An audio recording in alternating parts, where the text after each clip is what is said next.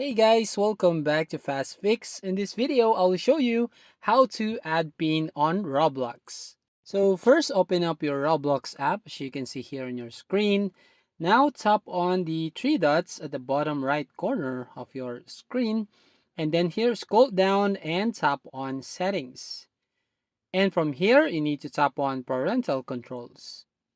Then once you tap this option here, you will find this page where you can actually go here on parent pin and toggle this on.